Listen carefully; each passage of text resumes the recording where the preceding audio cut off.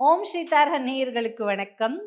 இப்போ உங்களுக்கு ஒரு பிரச்சனை இருக்கு அப்படின்னா, அதுக்கு ஒரு ஈஸியான மெத்தட், அதாவது எல்லாரும் பண்ணக்கூடிய மெத்தட், ஈஸியஸ்ட்டான மெத்தட். எப்படி அதுலேருந்து நாம விடுபடலாம் அப்படின்னு நீங்க என்ன பண்ணுங்க, இந்த மாதிரி ஒரு வெள்ளை பேப்பர் எடுத்துக்கோங்க. எடுத்துக்கிட்டு, இப்போ உங்களுக்கு ஃபைனான்ஷியல் ப்ராப்ளம் இருக்கு, இல்ல கணவன் மனைவி பிரச்சனை இருக்கு. நம்ம எல்லாருக்கும் இருக்கிற ஃபைனான்ஷியல் ப்ராப்ளம் எழுதிக்கலாம். ஸோ ஃபைனான்ஷியல் ப்ராப்ளம் இல்ல டெட்ஸ், இல்லைன்னா டெட்ஸ்னா கடன்.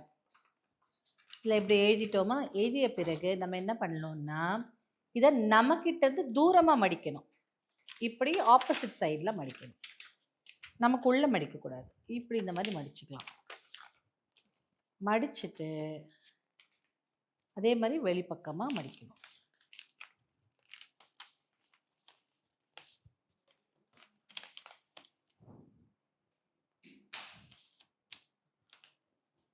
அதே மாதிரி இதையும் மடிப்போம். எவ்வளோ சின்னதாக மடிக்க முடியுமோ அவ்வளோக்கு அவ்வளோ சின்னதாக மடிக்கணும். அப்படின்னா என்ன, உங்கள் ப்ராப்ளம்ஸை சின்னதாக்கிட்டே போகிறீங்கன்னு அர்த்தம் இல்லையா?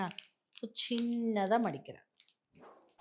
நல்லா மடிச்சுட்டு குட்டியோண்டாயிடுது அந்த ப்ராப்ளம். ஓகே, அதுக்கப்புறம் என்ன பண்ணுறீங்க, இதுக்கு மேலே என்னால் இதை மடிக்க முடியல, பட் உங்களுக்கு ஸ்ட்ரென்த் இருந்ததுன்னா நீங்கள் மடிச்சுக்கலாம்.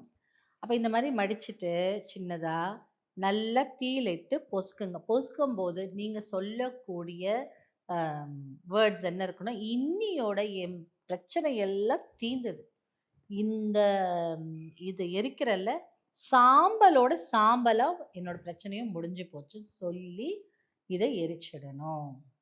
மடிக்க மடிக்க சின்னதாகிட்டே இருக்குன்னு உங்கள் ப்ராப்ளம்ஸ்ன்னு நீங்கள் நினைத்த பிறகு இதை நல்லா எரிச்சிட்டு அந்த அந்த ஆஷஸ் எல்லாம் கொண்டு போய் தூரமாக எங்கேயாவது போட்டுடுங்க. இல்லை தூரமாக இருக்க ஏரில் எங்கேயாவது போட்டுடுங்க, ஒரு கிரவுண்டில் எங்கேயாவது தூக்கி போட்டுருங்க. உங்களை விட்டு அந்த பிரச்சனை விலகி போயிடுச்சுன்னு அர்த்தம். சரியா?